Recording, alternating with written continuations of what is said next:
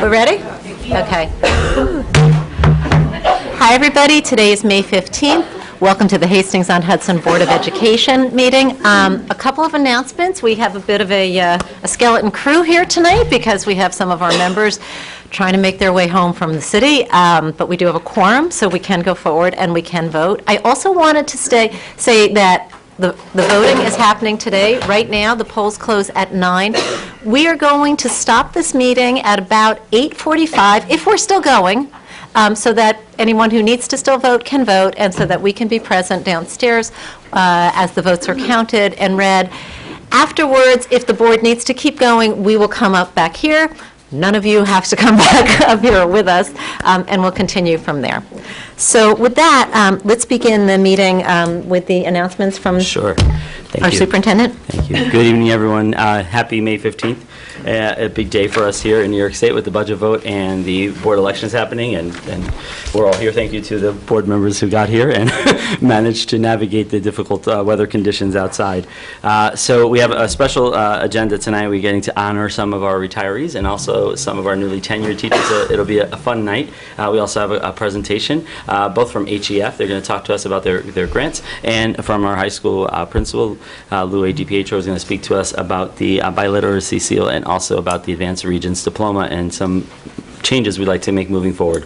So I'm going to take us through some of the highlights that are coming up, just some events and activities to be aware of, and then we're going to turn it over to HEF so they can share the news about grants for the upcoming year. So first off, we have the third grade art show happening tomorrow night at Hillside at 6 o'clock, and there's a different art show for each grade level, and I know John and Amy have been there supporting our art teacher, Mr. Morgan, and so those have been really well attended so far.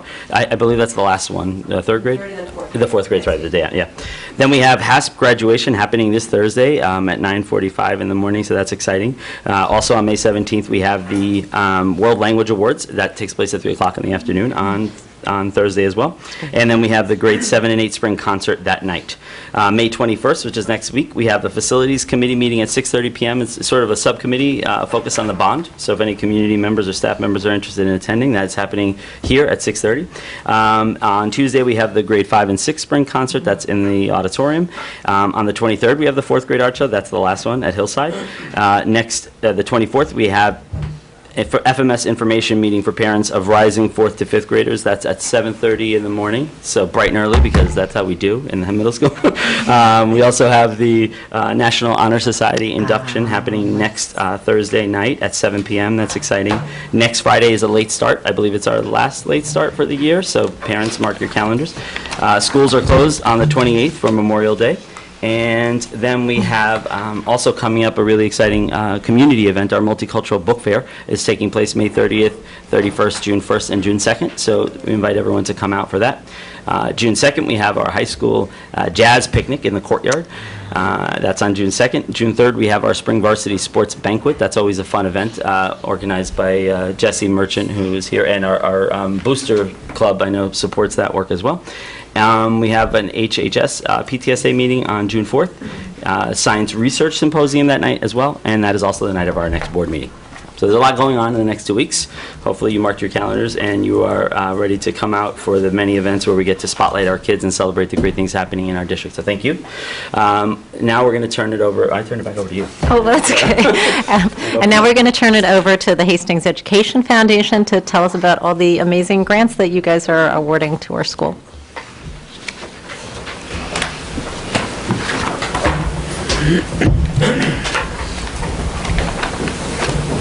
Hi, everybody.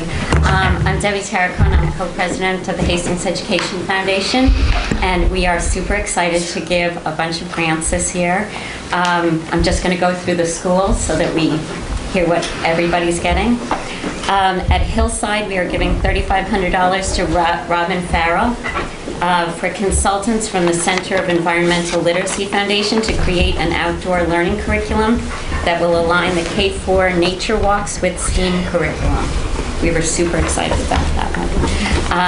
Also at Hillside, Tammy Ciceri and Mary Kate McCabe are getting $4,995 for a poster making machine. Also at Hillside, Lori McKay and Sandy Lutzker are getting $9,750 for a 2-day training workshop for 15 teachers on the Linda Mood Bell Seeing Stars Learning Process Program, which is a way to it's an alternative way to teach reading using symbol imagery. At the middle school, Lewis Cooper was awarded $8,165 for a Glowforge laser cutter for the makerspace. And at the high school, Ken Jernigan was awarded $2,315 for more steel drums because there is such a burning desire to play them. And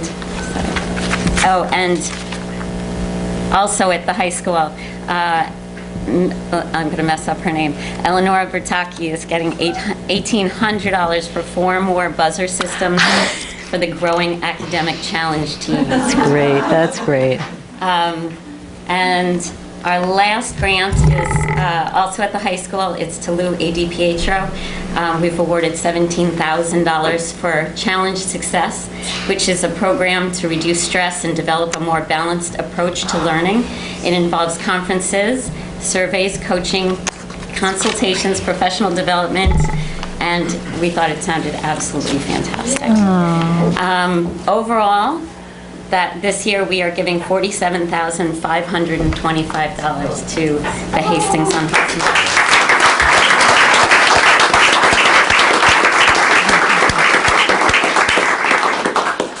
Debbie, from the board and from the district, many thanks to you and to Baron Lerner, your co-president, to everybody who works so hard on HAF being and on the grants committee on putting together the events. We know you work so hard and you guys do so much for the school and just. That's why we do it. We love giving money. Well, you just know you have our deepest gratitude for your effort and for everything you do for our school, and your work makes our school a better place.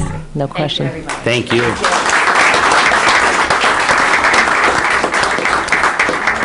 Congratulations to all the grant recipients. Wonderful. And thank you again, Deb and HEF, for all you do to enrich our schools and our kids. So typically we have a student report now, but we don't have a student here tonight. So we are going to inject a special announcement that's not on the agenda, and then we will continue forward. So each year, the Empire State Supervisors and Administrators Association, they award an Administrator of the Year award every year. And it's an association that exists in our state that represents administrators and supervisors, sort of their collective unit throughout the state.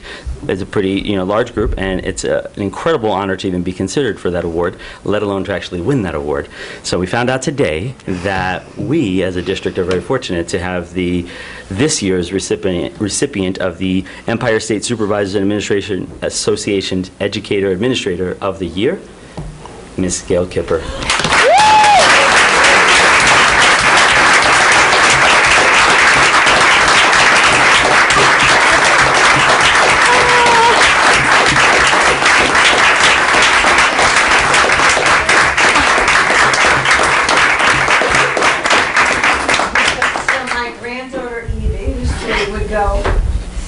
Yes, thank you, congratulations. An incredible honor that is not only well-deserved, but reflective of everything that you've done throughout your career to dedicate yourself to our profession, to our children, to our families, especially to this community. And while I've only had the privilege and honor of working with you for a short time, it is clear to me why you would not only win the award, but not only be considered for the award, but actually win the award as well. So congratulations, Gail. Thank you for all that you do for our community, for our children. And it's pretty awesome to sit and see that and to be a part of this community. So thank you for everything that you've done, and congratulations to you again. And it is a group effort. So thank you, everybody. It's such an honor to be part of this community. It's been 20 years, and they really have been the best 20 years. It was the best decision of my life, other than having my daughter.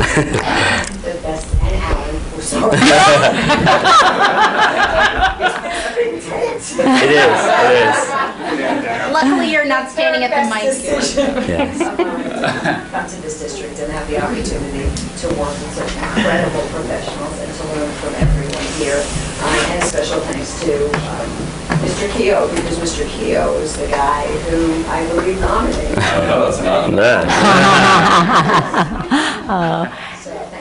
And I just want to add, because I have had the pleasure of being in Gail's world when my son, who's now 22, entered 5th grade. So I've known and worked with Gail as a parent, as a PTSA vice president for your school, as a PTSA co-president, and now as a board member and board president. And part of that lets me speak at 5th grade night to welcome all the 5th grade parents. And I just want to kind of share what I've shared then, and that's that. You know, a lot of middle schools can be scary places. You know, kids start to get, you know, they're changing and all, you know, all over the place. Their moods are crazy. You know, there's mean girls in the cafeteria and all that. And I say, but Farragut Middle School is not that place.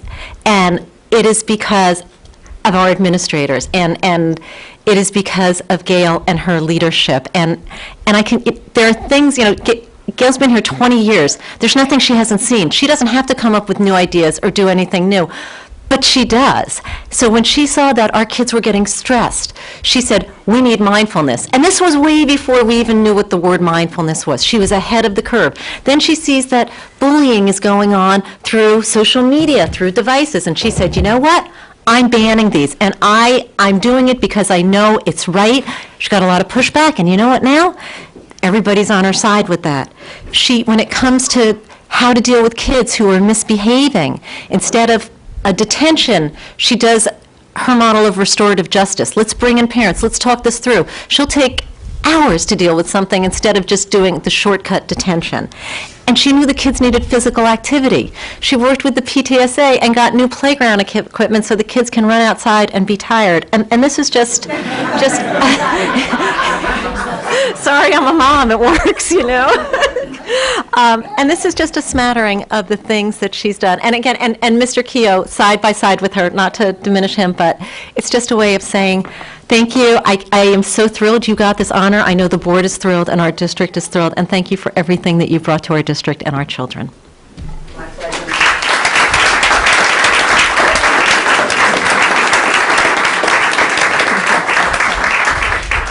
So on to the next fun activity. It's a lot of partying tonight, and there's cake. There is cake here, so you people cannot leave without eating the cake. Otherwise, certain superintendent's going to be sitting there with a fork later.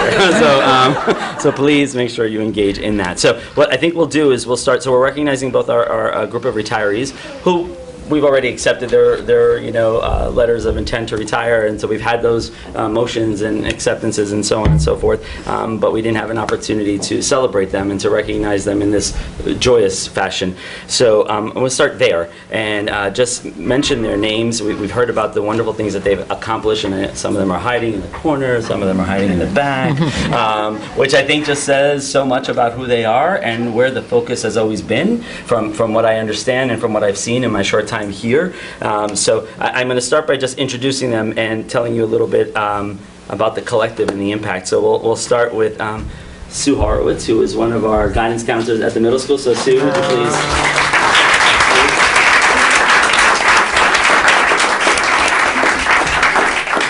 We have Andy Lubitz, who's back here. Andy, stand up so you can see.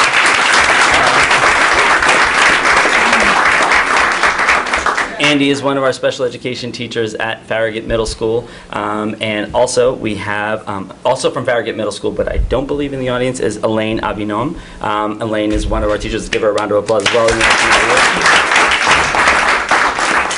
She is one of our 7th grade social studies teacher, AOK class teacher. And finally, we also have Bev Lucas, who is one of our teacher assistants, who is also retiring. I don't believe she's here either, but we can certainly give her a round of applause. So there's finally, not least, from Hillside, we have, Liz Zook, who is our psychologist, or one of our psychologists.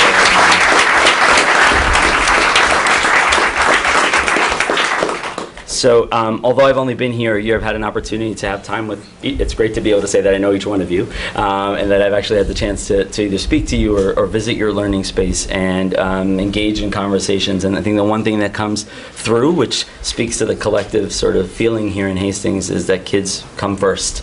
And we do whatever we can to ensure that we're meeting their needs. And all of you have been engaged, and I'm sure some very difficult conversations, some very tricky situations as we deal with children, we deal with emotions, we deal with parents, and I commend you for the work that you've done. I commend you for dedicating yourselves for decades, collectively, to doing what's in the best interest of others, which is not an easy job. It is a taxing job, but from my short time here, what's clear is that you do it with grace, you do it with patience, and you do it with this very selfless approach that puts the needs of others first. So I thank you all very much for your commitment to our community, to our district, and to our kids. I wish you nothing but happiness, health, and excitement, and just adventures in this next phase, whatever it is, whatever you're planning on doing. Health and happiness. So congratulations to Liz, to Sue, to Andy, and to Bev and Lane.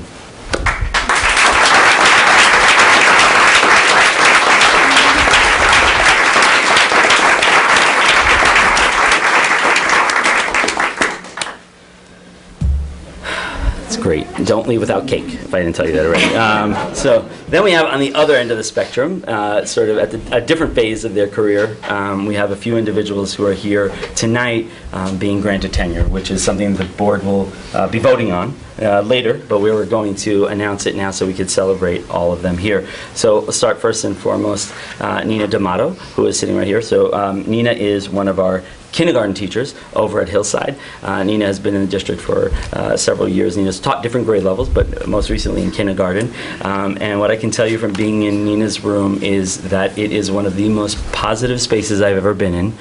Kids are clearly engaged and happy while they're there. And Nina has the energy of the Energizer Bunny, because she's literally bouncing from place to place and kid to kid and meeting everyone's needs. It is just sunshine and happiness literally in that room. So Nina, if you would just stand for a moment so we can give you a round of applause.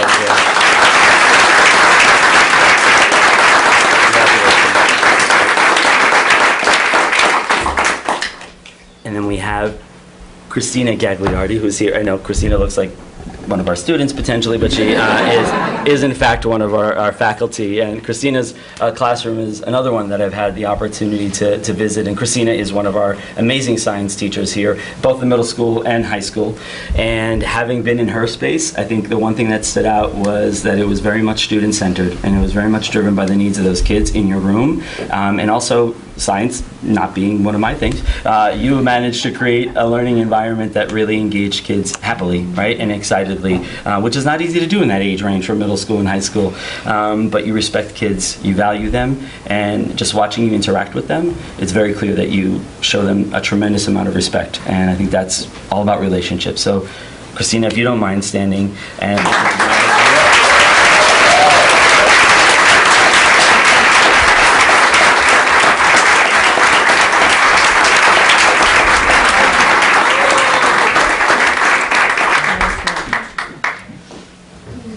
there's a lot of sunshine and light around you, Christine. So, and last but not least, who's also super amazing, we have Christopher Roll. Chris is here. It's okay that I call you Chris, right, instead of Christopher. Okay. Chris, who has taught phys ed and health, but most concentrated in health here at Farragut Middle School.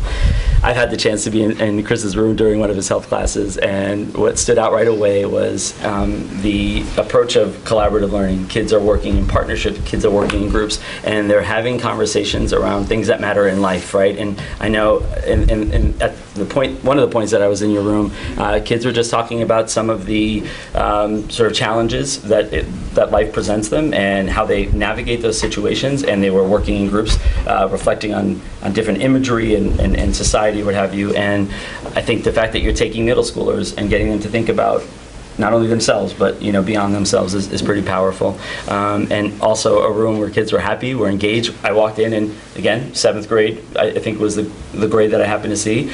Living with an 8th grader, generally they're not people that are looking to engage with you very much, and when you ask a question, they're like, yeah, fine. The kids were like, come, sit down, let me tell you what we're doing. And I think, Gail, we were walking together, like, they were excited to share, and that speaks to the environment that you've created. So, Chris, if you don't mind standing so we can recognize you.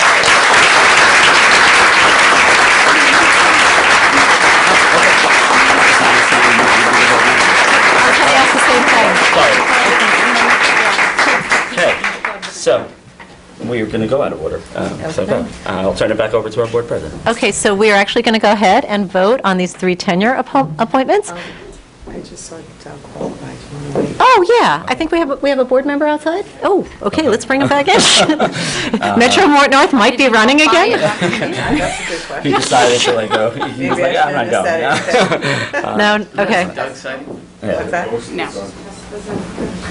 Okay, sorry, false alarm on the board member, false alarm on Metro North. Chris, Anyway, if you can get that cake ready. I'm just saying, there's a box behind you. Let's make it happen. Tony wants the I want you cake. to eat before we leave. That's all I'm saying. Okay, so we're going to go ahead and vote on the tenure of all 3 teachers, unless anybody needs to have separate votes? Okay, may I have a motion to grant tenure to all of the 3 teachers? So moved. May I have a second? Second. All in favor?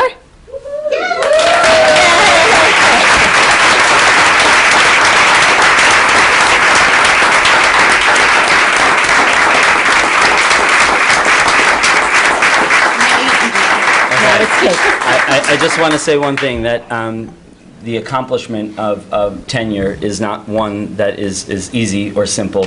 It's one that requires a lot of work. It's one that requires a lot of time. It's one that takes a lot of work with your colleagues, with your administrative team, with your families, with your kids.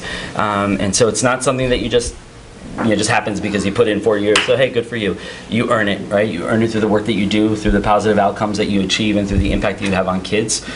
So I think it's really important, and I know the board recognizes that achievement, is to recognize that this was a lot of hard work that I know will continue beyond this point, but is not a given just because you're an educator that you're going to be granted this tenure, but in fact that you've earned it through all the hard work that you've done. So thank you all again very much for your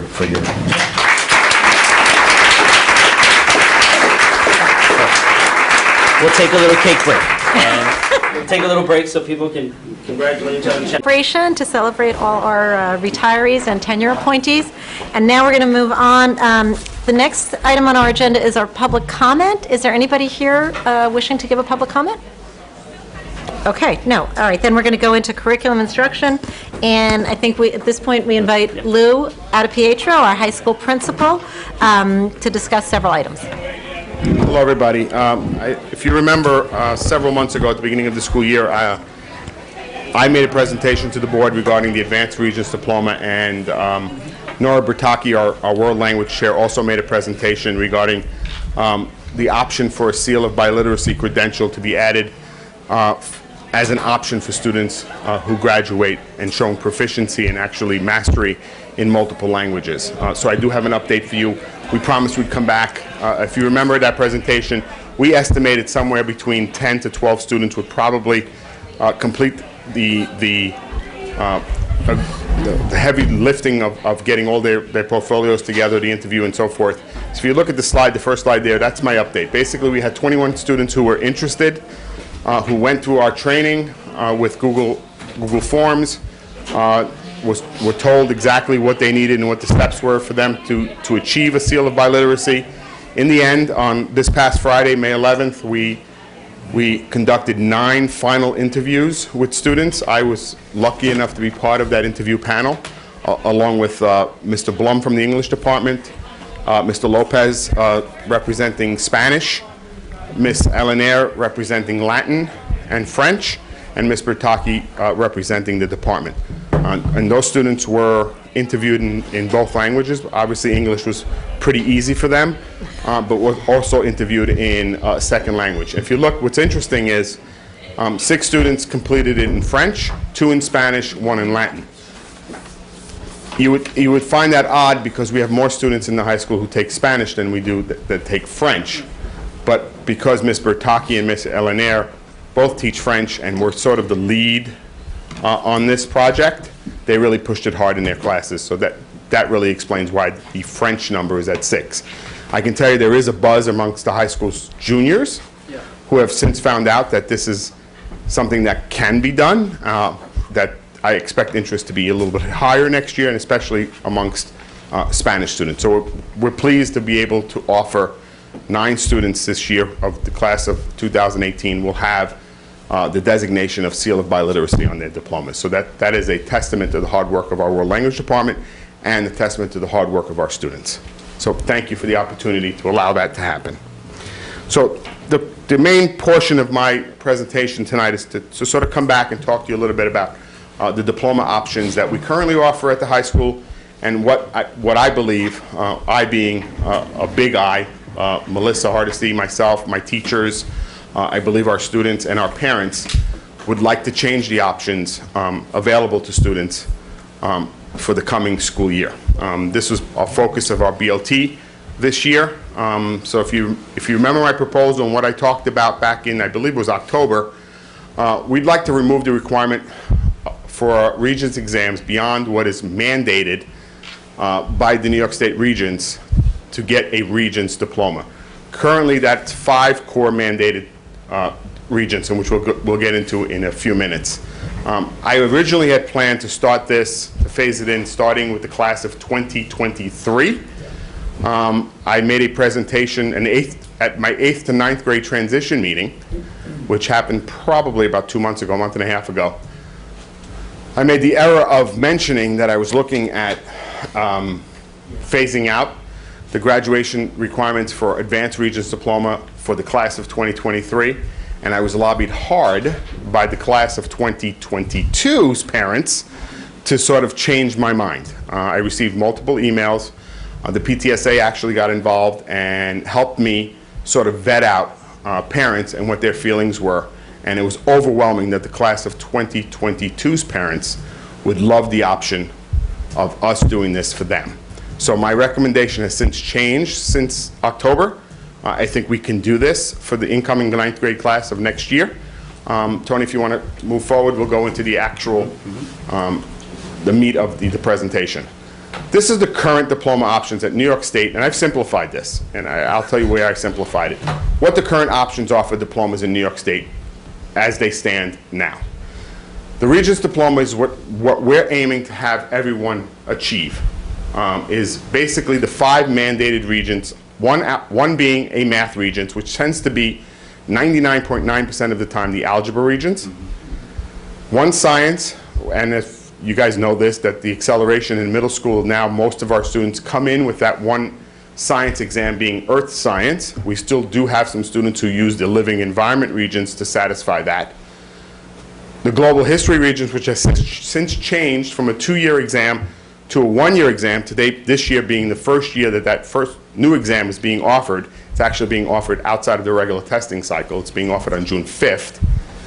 The U.S. History Regents, and obviously the English Regents, otherwise known as the Comprehensive English Exam. Those 5 Regents exams are mandated to be passed for a Regents Diploma. In addition to that, they've sort of loosened up over the last couple of years and said, you can also use something called a 4+1 option. That 4+1 option really eliminates one of the history exams if you so choose. Most of our students pass both history exams. Not many of our students would need the 4+1 option. +1 would be either an additional math or an additional science. And moving forward, the only option there would be an additional science if we get rid of the additional math Regents as part of the Advanced Regents Diploma. And then obviously for students who have IEPs and 504s, there is a safety net for a local diploma, which they call the low pass safety net, which is for students who can achieve not 65 on a Regents exam, but can get the safety net score of a 55 or above. There are other options besides these 3. There's also an ability to appeal exams. There's superintendent's determinations. These are all new things that came out over the last year or 2, but they are for students who are really, really having a tough time passing Regents exams, where I would deem them proficient, and I would need the superintendent's approval to pass them with a local diploma. We haven't had many students who have needed the superintendent's determination. Next slide. So the Advanced Regents Diploma. What makes the Advanced Regents Diploma different? It's more exams. It's basically, instead of the 1 math exam, you now have to pass the 3 math exams, which are algebra, geometry, and algebra 2. You don't just need 1 science exam, you need 1 life science and 1 physical science exam.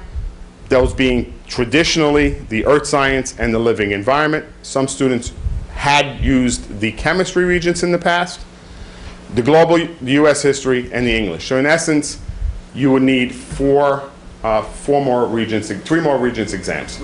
And if you remember, those of you who were on the board from last year, we eliminated the chemistry Regents as of this year.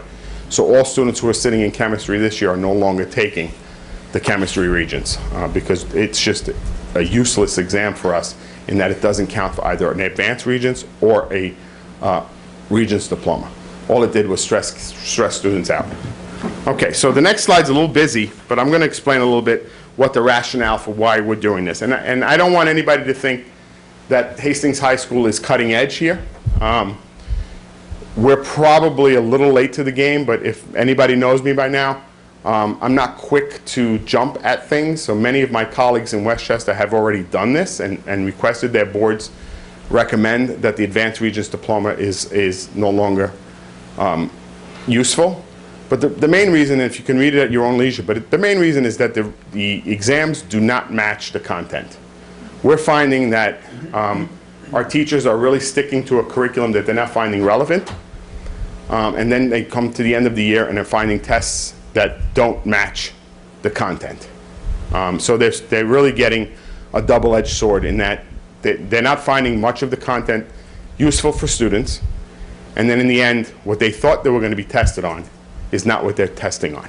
So the rationale is allow teachers to develop curriculum that is rigorous, that is relevant, and then test them on what they're actually being taught in the class. And those tests can look very, very different than what a Regents exam looks like. Alternative assessments, portfolio assessments, summative assessments, and it's teacher-owned and teacher-designed. That's basically why we want to do this. Just a quick snapshot. This is not a complete list, but I thought I'd put a few of the schools that no longer offer the Advanced Regents Diploma, along with who still does offer it. Maybe Christina can answer the question whether Irvington has decided or not. But last time I spoke to Dave Cohen over in Irvington, they were also having a similar discussion regarding the Advanced Regents Diploma. But if you can see, most of the river towns outside of Dobbs Ferry has already eliminated. Edgemont has eliminated, Ardsley, Bronxville, Byram Hills. These are all high-performing districts. Scarsdale doesn't have it. It's not on that list, but I know they haven't had it for years. Mamaroneck, Rye, again, all high-performing school districts. So again, we're not late. We're late to the game. We're probably in the low 40% has not done it yet. What are the benefits? Obviously, the easiest one is the elimination of Regents exams in those 4 subjects. Chemistry has already been eliminated. Physics, Algebra 2, and Geometry. The teachers can now develop new assessments that are aligned to what their goals and their standards and classes are. They can provide authentic opportunities for students to demonstrate their knowledge and their skill. Teachers will be able to alter the existing curriculum and align all of their summative assessments and be confident that what they're assessing is what's been taught in the classroom. For students, what's the benefits? It's relief from the Regents exams that don't align with the content. They're walking into exams and really freezing and saying, we never learned this. Teacher created now and scored assessments. The days of a 63 or a 64 on an exam are no longer possible. You know, what we've done with the chemistry Regents and the rubric for that is I've made it very clear students are not to be getting 63s and 64s. Those scores are not conducive and not productive for a student to get. So we can now own our scores. Teachers have their, you know, their freedom to, if they want to curve the exam, can curve the exam. And finally, for students, less stress knowing that there's no Regents exam at the end, and those exams are teacher driven. So what are the next steps? I already drafted the letter in anticipation that the board would give me a go-ahead. I would let the class of 2022 know that we have done this. Arrange for summer curriculum work, starting with geometry at this point. Last year, the chemistry teachers and department chair worked on their curriculum so that they're ready for this year. Next year, geometry would be the first exam that would be eliminated, followed by Algebra 2. So this summer, the geometry teachers would have to sit, look at their pacing, look at their content, redesign their units, ensure rigor, and create a common assessment across all of the classes. We'd also have to change our APPR structure We have to create an SLO, a student learning objective, for our geometry teachers, because now, again, there's no, even though the state's looking at not using assessments in their APPR, but that hasn't happened yet. So at this point, we may need to create a SLO. And I do need to inform you, while I really don't care, but I may get hit hard with my APPR score because I'm not giving Regents exams to students who are sitting in what they design as Regents courses. So that's a reflection on the principle of the building. So my growth score may be tanked and down, but I really don't care. I don't have an ego, but I just want the board to be prepared that if I get a 7 as my growth score next year, you'll know why. I haven't done anything differently. So I haven't gone from pretty decent principal in my eye to really horrible overnight. Yeah, or maybe I'll be a focus school, maybe. And that's basically it. I mean, it's really quick. We talked a little bit about it in October. I firmly believe, and my teachers firmly believe, that this is the right way to go. Parents have spoken loudly, especially parents of 8th graders, that, you know, to coin the Me Too movement, they were really angry that I was doing this for the year after them, and they've made themselves very loud and clear that this should be for the incoming 9th grade group. So I thought I was going to get a lot of pushback, and instead, I've gotten a lot of positive feedback, and sort of said, what are you waiting for? So I'd like the approval of the board if that's possible. And then if you have any questions, please shoot. I would just, before the board, just wanted to say that Lou and I have been talking about this throughout the year, and it's something that we talked about during learning walks that we, engage in the building, and have had the opportunity to speak with some of our department chairs about it as well, and, looking at the pros and cons of both options. I can say that I'm 100% in support of this recommendation, I would say. Lou, I just have one question. You said that the Global History Regents is now 1 year, so do they give it after 9th or 10th? After 10th grade. After 10th. Yeah, but it's only based on the content of 10th grade. Of 10th grade, okay. Correct. And just to add something, I know you heard about the grant from the Hastings Education Foundation for $17,000. It's a lot of money, and I'm really glad that they funded it. I anticipate making a presentation to the board at some point fully about what challenge success is and what we're doing with it. But just to give you, to whet your appetites about what it really is, it's research based out of Stanford University. They have worked with only high performing school districts, and their sole purpose is to look at our processes and the way we do business, and find ways to sort of minimize stress for not just students, for the adults as well. They will survey our students, they will talk to our faculty, they will talk to our students, they will talk to parents. They will be hands-on coaching. I actually have to bring a team out to Stanford University for 2 days, where we will design a plan for our high school, and they will be with us for the entire school year. They will be making presentations to our students, to our teachers, to our parents, and probably the Board of Education. Things like looking at our master schedule, things like moving maybe our extra help period from the afternoon to the morning, the way we design our assessments, how long are our assessments, whether we offer AP exams in certain subjects, how many APs do we allow students to take, things like that. But it's all research-based and based on things that have been successful in other high-performing districts. I'm excited. I'm thrilled. It's going to be a lot of work. It may make people uncomfortable, but that's not a bad thing. Any other questions? Does any? Yeah. Do you have any questions, Doug? No, go ahead. Are there any cons? Like, you said you guys. You know what? I didn't through your learning walk. You went through pros and cons. And I know where you're going with. I think the cons would be people have asked about the college process and how the Advanced Regents Diploma would affect the college process. I've contacted, the only people that know about an Advanced Regents Diploma would be your SUNY and your CUNY schools. All of your private schools, they really don't care. And I've contacted almost every SUNY and CUNY out there, and their answer to me is, we know who Hastings High School is. We don't need to know whether they're an Advanced Regents Diploma or not. That's the first. And secondly, one admissions counselor said to me, if you realize that that's not even a question on the Common App or any application, so we don't know whether there's Advanced Regents candidates until we get the final transcript at the end of their senior year, which they've already deposited to our college. So it really means nothing. Okay? Are there any other questions? I just have a quick question. Yes, Christine. So in terms of the APPR and the SLO, Yeah. I'm wondering, will the APPR committee, do you have a committee, and will it be meeting in order to figure out how, like, what the Yeah, negotiation we don't have, I don't process believe we will have a be? committee. Well, we talked But about we, You don't have we're a gonna committee. sit, we usually sit, what we normally do is similar to what we did with the chemistry, is we sit with the department chair, Tony, Larry Killian, who's our consultant, myself, and we sit down and try to figure it out. Okay. and our HTA, and then we partner with Right, the and then, HTA. Okay. and then the union gets Okay. involved. Yeah. But we'll figure that out way before. Okay, Yeah. all right, thank you.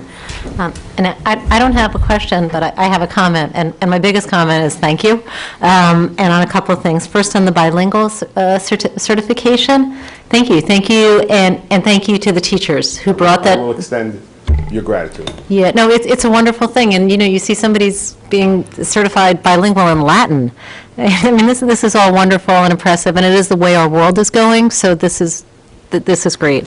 And in terms of this, I'm thrilled by everything you put out there. I know you and I had a lot of conversations over the summer about the geometry region, and I think how many questions were incorrect? Over the course of the summer, there were 5 corrections issued from New York State as late as the end of August to go back and rescore exams. Yeah, and that's becoming more and more common. So the idea of our teachers creating the assessments for our children for the courses that they've taught, it makes perfect sense.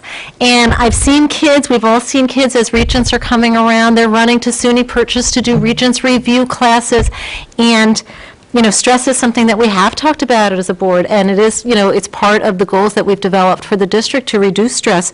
So if this reduces stress and doesn't hurt our kids and is aligned with what other high-achieving school districts are doing, it makes perfect sense. I also love the idea that we're not waiting, that those 8th grade parents, they wrote to the board as well, and they were their message was very compelling. So I just think this is all terrific. And again, like I said before about our middle school, that, I love that we're moving forward and we're not resting on our laurels and we're staying, ahead. So it's really just a thank you. Now, I actually have a procedural question. Do we now vote? Do we vote by motion to approve the allowing the ending of the advanced regent diploma? I don't think you have to No, vote I either. mean, Yeah. Luke can just, he just I wanted don't- to know I if don't we were. think so, Yeah, but you don't have Okay. to vote No. technically, but- So I think you, I just wanted your blessing. That's all. You have it. and our gratitude. Thank you, everyone. Thank you, Lou. Thank you. Okay, so now, next we're going to be moving into the business portion of our meeting, and I know it's very exciting and interesting when we do that, but if there are some people who don't want to stay for that, that's okay too. We will be breaking in about 15 minutes to go to the gym. So, okay. With that, we'll move into our business, item 5, which is business. So we have A, which is our business items. I will point out that we have the Gravity Goldberg contract on that as item 12, and we had some questions. So I would say, does anybody need to pull that out, or can we address that as part of a consent agenda? No, I think that the answers that you got thank were you. extremely detailed, and it definitely explained the rationale in a way that makes sense. So thank you. Thank you for the questions. Okay, so may I have a motion to approve items 1 through 15 on the business? So moved. Thank you. And a second? Second. All in favor? Okay. Next is CSE and CPSE. I did have one question. I don't know if you were able to get the answer. I saw... Yeah, for No, I can some of explain them, oh, okay, and just, I'll put the question out so people know what you're answering. I just saw that some of them are for services that were from September of 2017, concluding June 2018, and I just didn't understand why we were voting now. The IEPs are open for that duration, right? They go from September, whatever the school start date was, to the end of the school year, and IEPs are regularly amended, and so you're voting on IEPs that are being changed, not because you're doing something retroactively. So they're open. Perfect. Did I get Okay. that right, Laura? It's a living document. Right.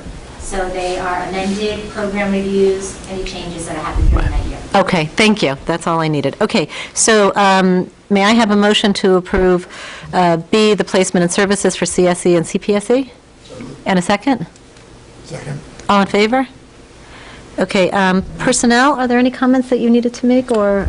No, nothing major. We'll talk a little bit about, we talked about everything that's on here. And the one thing, and the person's not here, but we're appointing Krista Munger to be our science lead replacement next year for Dr. Zelmanowitz. Okay. She's on it, but she's not here, but she knows that we were doing that tonight. Okay, so I think then I would need a motion to approve item 6, A, B, and C, but not D, because that was tenure recommendations, Yes. which we've already done. So moved. Thank you. And a second? Second. All in favor? Okay. Approval of the minutes, item 7. May I have a motion to approve the minutes of our last meeting, which I don't have the date on here. Oh, May 1st. There we go. First. So moved. And a second? Second. All in favor? Okay, committee reports, health and safety? We had a meeting today? Today, sorry. It seems like yesterday. It seemed like yesterday. And I will defer to Maureen to just share some highlights. There were no board members there today. Jody was going to call in, but we had some technical difficulties with the phone down here. But- So it was our end-of-year meeting, and we just discussed the upcoming building upgrades that are being worked on between now and over the summer, which include some of the items are doors, doing different types of protective glass sheet covering at Hillside, additional cameras. We talked about The vestibule work. the vestibule work, the doors that are going to be put in to allow for like a more, for the security guards to clear people before they're let To into the contain building, people, yeah. like a contained area, and just kind of talked about some of the protocols, the training of our security guards to have standard like procedures in place for, like, just for visitors that we'll be working on over the summer.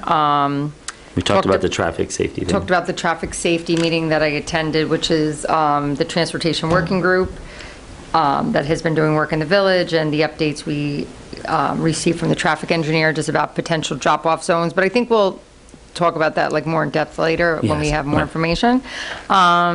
We talked about, we have been adding with some of the additional funds that we have put aside for this year next, more security guard hours. We now have security guards also on the playgrounds when there's recess, which I think help with the children's safety, but also the idea is that if they're outside, you know, that they're Yeah, vulnerable. being supervised, too. So just things like that. And what else, Melissa, was there anything I'm missing? No. Yeah, just like training that we do, and like our Planning for plans this for over year the and, summer, like, next because year. this would be our end-of-year meeting for this year. Continue trauma training, CPR training, first aid training that we've been doing with all staff, and the police chief just gave us kind of an update. But again, it was just like a wrap-up meeting, Yeah. so just our next step. So that was about it. It's a great meeting. All right, thank you, Maureen. No problem. Next strategic plan? Doug, Tony, either one? You probably know more of the Sure. logistical details. So as I shared in an update with the board, what we did is Maureen generated an RFP. So the community knows we're looking to engage in the strategic planning process, something I've spoken about with our leadership team as well. And so just part of the process is finding the right consultant to work with us. And so Maureen generated an RFP that was sent out to a bunch of different consultants that were recommended by other superintendents in other districts. Some that were recommended multiple times, some that came highly recommended one time. And so we're in the process of waiting for those RFPs to come back. We got one response, I think, already, and we're scheduling a meeting with that person. So we're beyond just looking at the gentleman who facilitated our retreat, just look at other people that came recommended. And in the interim, Doug and I have been chatting about sort of different focal areas for that strategic planning process, and then we'd be able to follow up with that in maybe at our next meeting. But as of right now, what we're waiting for is RFPs to come back, because the goal would be to engage in some of that work this year before it ends, before the June 30th deadline. And likely what will happen, just as a follow-up to our last meeting, I said maybe get someone in here now, we'll start with focus groups or whatever, but what I'm hearing from feedback from my colleagues and from some of the consultants who reached out was if they were to start this year, it would most likely be with work with the board, and not necessarily extensive work, but a preliminary, that would be the starting point, and not necessarily engaging the broader community yet, because that's typically the process they follow. So, but we won't know that until we at least get some RFP responses and go from there. Okay? I think it's worth So I've had conversations with different people around the district about strategic planning, and I think there's a certain fear that comes up every time people mention it, because I think there's a fear that it's like this really laborious, potential, detailed, maybe black hole, right? That is like a massive amount of energy that ends up with, a plan that ends up gathering dust on a shelf. And so Tony and I have been having conversations about how to make that not the case, how to make it a really engaged process, wherein, we're not trying to over-engineer a really detailed plan that's going to gather dust, but we're trying to really focus it around some key questions. And I think that's one of the places the board can dig in first, framing what are the key questions that we want to take out to the district, take out to the community, and have them get input on. In my experience doing strategic planning, setting up the questions effectively in the beginning is the most important part, because if you don't do that, you're answering, with a lot of detail, the wrong questions, which I think can frustrate everyone. So I think, process-wise, we're really trying to be thoughtful from that perspective. Next is advocacy, and this is a revisit of something that I raised at the last meeting, just to give the nutshell version. The state has proposed a rule that changes the way it looks at whether we've completed enough hours to meet our 180-day school day requirement, and they're shifting towards a total number of hours over the year. And that's fine, and that gives nice flexibility to the district. The problem, in my opinion, is they're changing the definition of what counts as instructional minutes. So whereas before, homeroom time counted and time passing in between the halls counted, that now will not count under the new rules, which we're still safe, but it's, we're cutting it close, and other school districts are not safe. The other thing that the new rule does, it's still somewhat proposed, it's not worth going into it, we can still submit comments. It takes the position that it will not count recess towards instructional time, when all the literature is really about the incredible benefits of recess to learning, that children are, I don't have to explain it all, but, they grow socially, emotionally. Those things are worked out on the playground. And the CDC has found that, what a surprise, their standardized test scores go up as you increase recess. So I raised this with the board at our last meeting to see if the board would be open to submitting a comment. There's a comment window to the state that has about 2 more weeks left on it. I'm not optimistic the state is going to change, but I think it's important to just state our position. I submitted a comment in my personal capacity, and that is attached here. So if we were to do one, it would be I'm envisioning something along those lines. I know at the last meeting, Tim, I think you had asked for the state's position, so I sent everybody the state's bulletin, and I sent everybody everything twice, so I'm hoping everybody read it. And what we can vote on, what I'd like to vote on, or at least start comments on, is whether people feel that we would like to, as a board, submit this comment. So I'll open it up if there are questions or comments. Okay. Can I just add one thing? Yeah, The please. Superintendent's Association sent a similar sort of statement, especially around the idea of recess and how we feel strongly as an association, as individuals, that at the very least recess should be counting, if not passing time and those blocks. So just so you know. That's terrific. I know it wasn't exactly the same letter, but it was pretty similar. So. Okay, so with that, I guess then I would ask if, I would say, look at the model that I wrote, and we would, tweak it to make it not personal, to make it from the board.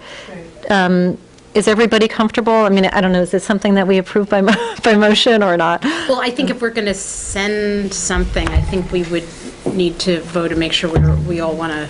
Okay, so let me ask this then. I would take, I mean. Yeah, take a vote that you want. So then I would say to work off this model, to use what we have here, but changing the I's to we's and taking out the I'm the so-and-so, taking out the first paragraph. So I guess I would ask then for a motion to approve the use of that comment to be submitted by our board to the state. Lisa, before, my initial reaction, is that I agree with you about homeroom and recess time.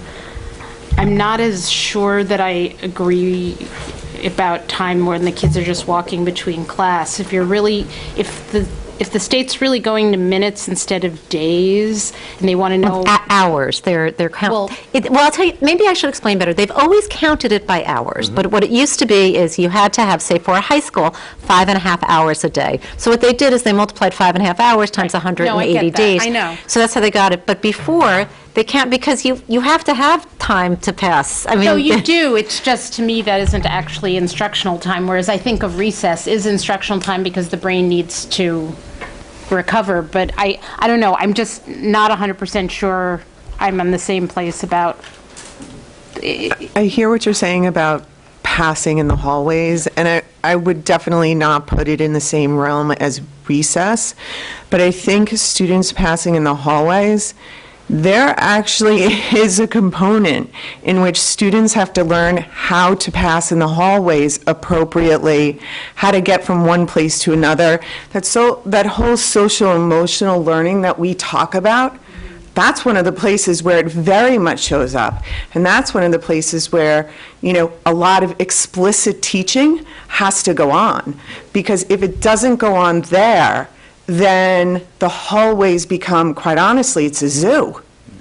I mean, I'm speaking from a middle school perspective. Right. I guess I'm just thinking about what Tim said last time, that the ruling is for the state as a whole, and there are a lot of schools, a lot of very different schools out there. And so I don't think I don't think Hastings would ever pad the amount of time between classes in order to hit the right minutes. I don't know what they're trying to, I don't know what the unintended consequences are. I'm going to jump with that a little bit, which is I wonder whether or not there's some way to insert in this that it may be reasonable for the state to set an upper limit. I included that. Time and recess. What I can do, I included that with recess. I said including at least partial something of recess. I can put in something about hall time, perhaps with a cap of a total. Yeah, because I mean, if you start letting the way- I kids, think like sort of giving go away, 15 like, minutes what's a- between classes.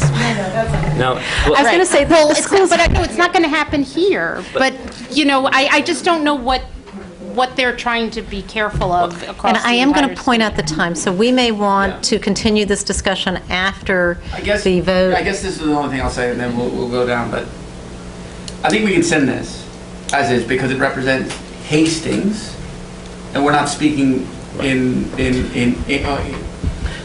we're not attempting to cover the entire state. We're not the state legislator. And if I may just add, one of the other conversations that we've had at the Superintendent Association is there's a disconnect here, which, and not that you haven't touched on it, but there's also, this is the comptroller's office getting involved in hours, and then state ed talking about days, and sort of the coming down on people. And where there's a disconnect is the high school already has requirements for credits to graduate, Right. and the hours that you need in those credits, towards those credits, and there's a disconnect between what they're asking for in this mandate. And so the letter really just kind of reinforces, I think, and I'm not speaking for you, Lisa, but at least from where we sat as a superintendent's group, we're already doing it. First of all, we're doing what you're telling us to do to help to make sure our kids graduate within the parameters of credits, classes, and time. So now you're saying, oh, but that doesn't count. But over here, you're saying it counts. So it's really a disconnect, and mainly because these two entities are not connected. So that's all.